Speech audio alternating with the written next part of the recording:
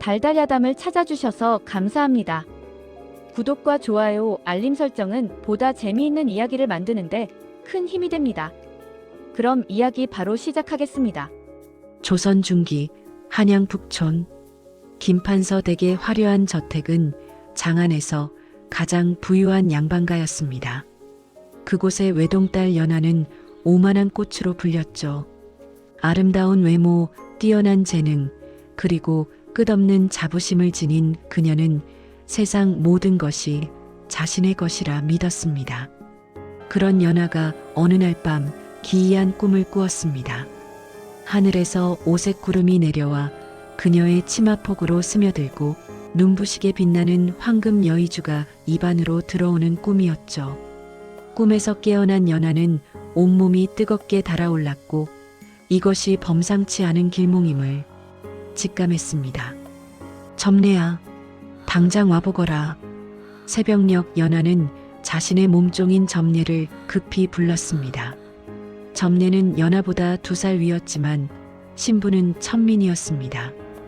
어려서부터 김판서 댁 부엌에서 일하며 온갖 굳은 일을 도맡았죠. 얼굴에는 화상 자국이 있었고 손은 거칠게 굳어 있었습니다. 무슨 일이십니까, 아씨?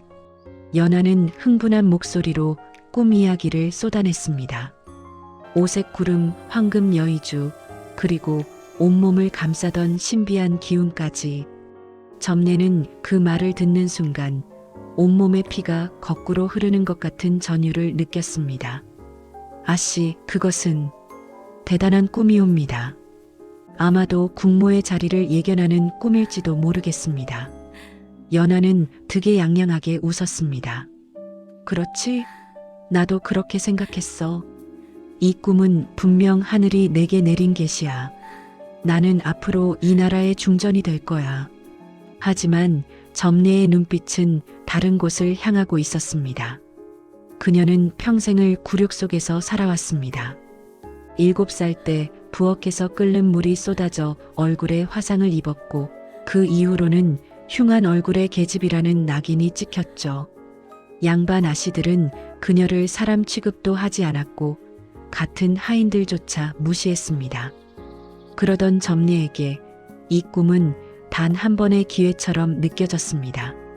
만약 이 꿈이 정말로 운명을 바꿀 수 있는 것이라면, 만약 이 꿈의 주인이 바뀔 수 있다면, 아씨, 그 꿈을 제게 파시지 않으시렵니까? 연하는 어이없다는 듯 웃었습니다. 뭐, 꿈을 판다고? 하하, 너 같은 천민이 이런 꿈을 사서 뭘 하려고? 국모가 되려고? 점례는 차분하게 대답했습니다. 제게는 어머니께서 남기신 은비녀가 하나 있습니다. 녹이 슬었지만 순은으로 만든 것이옵니다. 그것으로 꿈값을 드리겠습니다. 연하는 잠시 생각에 잠겼습니다. 사실 그녀에게 은비녀 따위는 아무런 가치가 없었습니다. 하지만 이 가소로운 계집이 자신의 꿈을 탐내는 모습이 재미있었죠. 좋아, 죽어라. 어차피 나에게는 이 꿈이 현실이 될 것이니 너에게 팔아도 상관없지. 그렇게 점례는 어머니의 유일한 유품을 내놓고 꿈을 샀습니다. 그날 밤 북촌 하늘에는 원인 모를 마른 벼락이 쳤고 김판서 댁의 기와 한 장이 떨어져 나갔습니다. 그것은 두 여인의 운명이 송두리째 뒤바뀌는 순간이었습니다. 꿈을 판 지 사흘째 되는 날 김판서 가문에 재앙이 닥쳤습니다. 새벽녘 의금부 군졸들이 저택을 포위했고 김판서는 영모죄로 체포되었습니다. 알고 보니 김판서가 작성한 상소문이 왕실을 비방하는 내용으로 왜곡되어 임금께 보고된 것이었죠. 그 뒤에는 최정승의 음모가 있었습니다. 아버님, 아버님. 연하는 비명을 지르며 달려들었지만 군졸들에게 밀쳐졌습니다.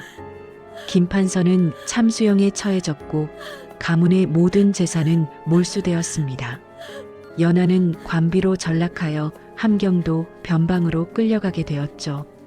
그 혼란 속에서 점례는 탈출했습니다.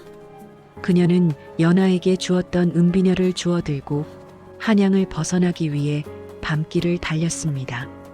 그런데 기이한 일이 벌어졌습니다. 점례가 가는 길마다 행운이 따랐던 것입니다. 첫 번째 행운은 강변에서 찾아왔습니다. 점례가 강을 건너려 하는데 갑자기 말을 탄 양반 하나가 나타났습니다. 그는 이 대감이라는 왕실의 종친이었는데 자객들에게 쫓기고 있었죠. 살려주시오. 누구든 나를 숨겨주시오. 점례는 재빨리 판단했습니다. 이 대감을 강 건너 갈대밭에 숨기고 자객들에게는 반대 방향을 알려주었죠. 자객들이 사라진 후 이 대감은 점례에게 깊은 감사를 표했습니다. 아가씨, 당신이 아니었다면 내 목숨이 위태로웠을 것이오. 이 은혜를 어찌 갚아야 할지. 점례는 조심스럽게 입을 열었습니다. 대감마님, 소녀는 갈 곳 없는 천민입니다.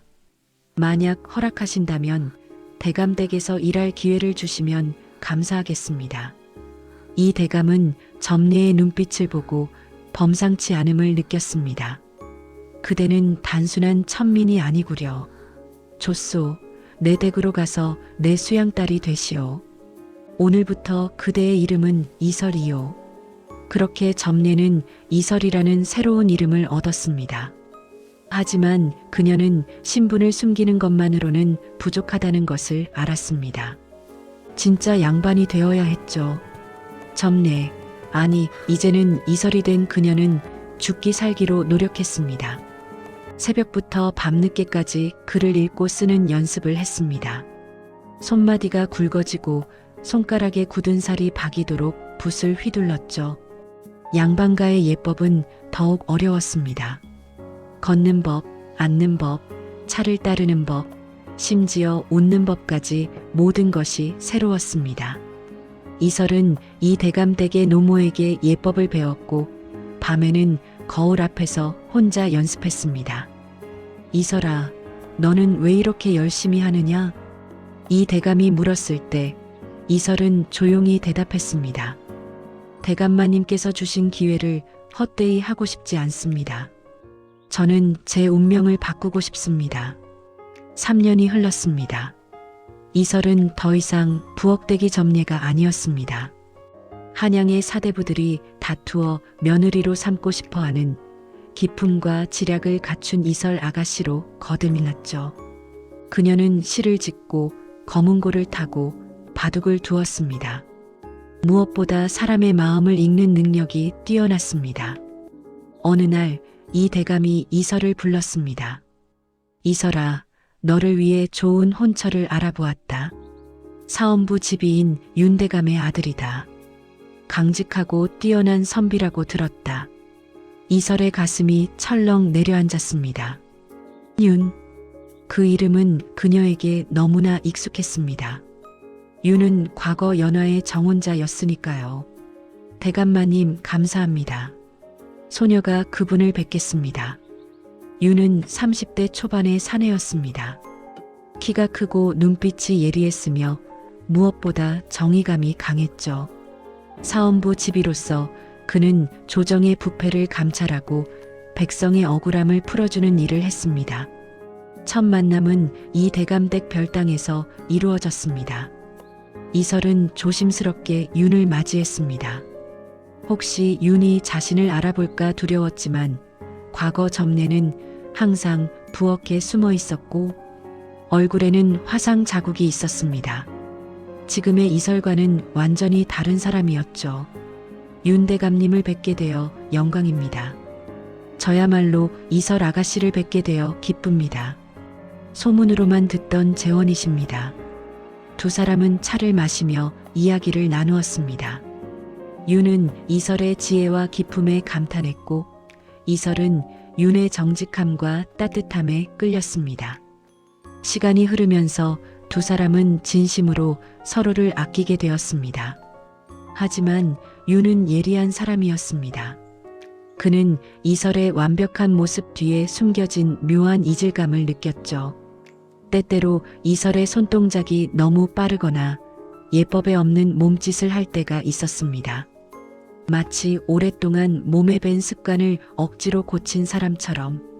결혼을 2달 앞둔 어느 날 윤은 이설의 서재에서 우연히 낡은 보따리를 발견했습니다. 그 안에는 때 묻은 비단 조각과 함께 과거 김판서 댁의 문장이 새겨진 작은 놀이개가 들어 있었습니다. 윤의 얼굴이 굳어졌습니다. 김판서 가문은 영모로 멸문지화를 당한 곳이었습니다. 왜 이설이 그 가문의 물건을 가지고 있는 것일까? 설, 이것이 무엇이오? 이설의 눈동자가 흔들렸습니다. 그것은 길에서 주운 것입니다. 거짓이오. 그대의 눈빛은 지금 두려움에 떨고 있어.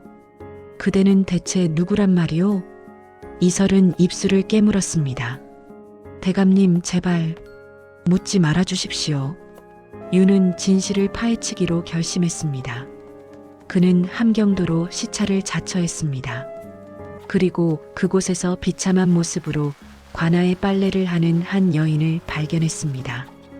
연하였습니다.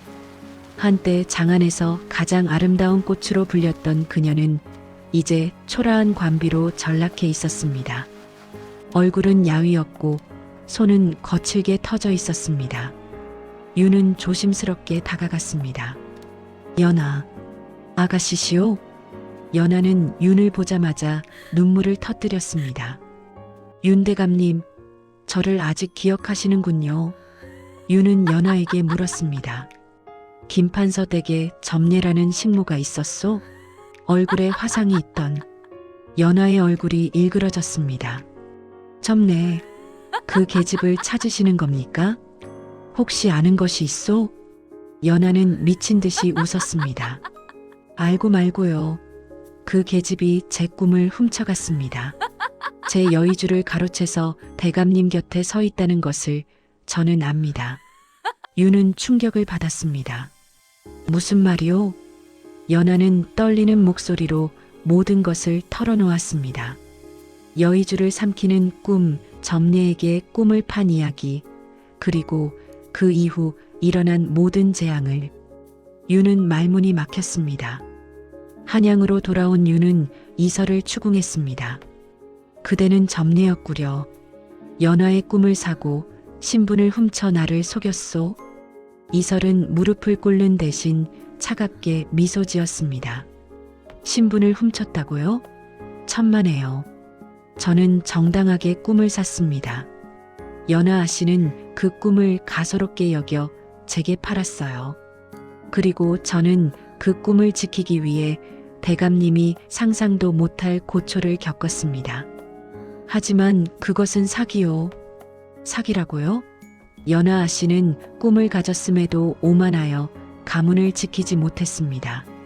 하지만 저는 꿈을 산 덕분에 이 대감님의 목숨을 구했고 그분의 가문을 일으켜 세웠습니다. 누가 진짜 여의주의 주인입니까? 윤은 혼란에 빠졌습니다. 법과 원칙을 중시하는 그에게 이설의 존재는 용납될 수 없는 사기극이었습니다. 하지만 그녀가 보여준 헌신과 사랑은 진심이었습니다. 그런데 연하는 함경도에서 가만히 앉아있지 않았습니다. 그녀는 미치지 않았습니다. 오히려 점례, 아니 이설이 가르쳐준 교훈을 깨달았죠. 현실을 살아야 한다는 것을. 어느 날 연하는 관아의 창고에서 이상한 것을 발견했습니다. 누군가 몰래 황금 비녀 하나를 숨겨두었던 것입니다. 그것은 점례가 관비로 끌려가는 자신에게 몰래 쥐어준 것이었습니다. 연하는 그 비녀를 보며 깨달았습니다. 점례는 자신을 완전히 파멸시키려 한 것이 아니었습니다. 오히려 마지막 순간에 살아갈 수 있는 길을 열어준 것이었죠. 연하는 비녀를 팔아 자금을 마련했습니다. 그리고 과거 아버지에게 은혜를 입었던 보부상 우두머리를 찾아갔습니다. 그녀는 함경도와 한양을 잇는 약재 무역을 시작했고 놀라운 상제로 돈을 벌어들였습니다. 하지만 연하의 목표는 단순히 돈을 버는 것이 아니었습니다. 복수였습니다. 그녀는 김판서의 영모가 사실은 최정승의 모함이었음을 증명할 서찰을 손에 넣었습니다. 연하는 화려한 비단옷을 다시 입고 궁궐로 향했습니다. 대비를 아련하여 억울함을 호소했죠. 대비마마, 제 가문의 명예를 회복시켜 주소서. 그리고 저를 대신해 가짜 양반 행세를 하며 조정의 기강을 어지럽히는 요물을 처단해 주소서. 조정은 발칵 뒤집혔습니다. 이설의 정체가 폭로될 위기에 처했고 김판서 가문의 복권이 논의되었습니다. 이설은 투옥되었습니다. 유는 그녀에게 사약을 내려야 하는 위치에 섰습니다. 하지만 그는 차마 결정을 내릴 수 없었습니다. 감옥 안에서 이설은 놀랍게도 담담했습니다. 그녀는 윤에게 마지막 밀지를 보냈습니다. 꿈은 사는 것이지만 운명은 만드는 것입니다. 연하가 가져온 서찰의 뒷면을 보십시오. 윤이 서찰을 특수용에게 적시자 놀라운 글자들이 떠올랐습니다. 최정승과 연하가 결탁하여 현재의 임금을 폐위시키려 한다는 새로운 음모가 드러난 것입니다. 연하는 복수심에 눈이 멀어 역적과 손을 잡는 우를 범했습니다. 그녀는 이설을 무너뜨리기 위해 최정승의 계략에 말려든 것이었죠. 결국 연하는 다시 한번 영모의 혐의로 체포되었습니다. 형장으로 끌려가며 그녀는 절규했습니다. 내 꿈, 내 여의주, 왜 여의주가 나를 돕지 않는 것이냐? 대비는 이설의 지략이 나라를 구했음을 인정했습니다. 하지만 신분 위조의 죄는 가벼이 볼 수 없었습니다. 이설은 정경 부인의 직위는 내려놓았지만 이 대감의 양녀로서의 지위는 유지할 수 있었습니다. 이설, 아니 점례, 너는 변방으로 가거라. 윤대감과 함께 그곳에서 백성을 돌보며 살도록 하여라. 윤은 모든 것을 내려놓고 이설의 손을 잡았습니다. 그대는 점례인가 아니면 이설인가? 이설은 웃으며 답했습니다.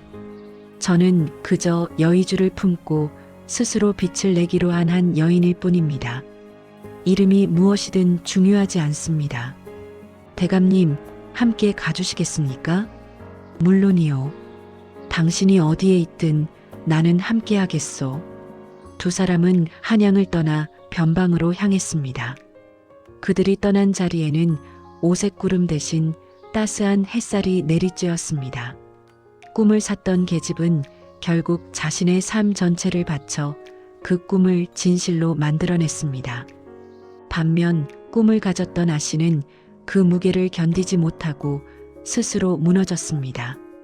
10년 후 변방의 작은 마을은 번창했습니다. 윤과 이설은 백성들을 돌보며 행복하게 살았고 그들 사이에는 3명의 자녀가 태어났습니다. 어느 날 밤 이설은 다시 한번 꿈을 꾸었습니다. 황금빛 여의주가 그녀의 손 안에서 빛나고 있었습니다. 하지만 이번에는 그것을 삼키지 않았습니다. 대신 새 아이에게 나누어 주었죠. 꿈에서 깨어난 이설은 미소 지었습니다. 여의주는 처음부터 자신의 것이 아니었습니다. 그것은 자신이 만들어낸 삶, 그리고 다음 세대에 물려줄 희망이었습니다. 역사는 기록합니다. 운명이란 하늘이 내리는 것이 아니라 스스로의 손으로 빚어가는 비단실과 같다고. 그리고 진정한 여의주는 꿈속에 있는 것이 아니라 그 꿈을 현실로 만들기 위해 흘리는 땀과 눈물 속에 있다고. 마이너스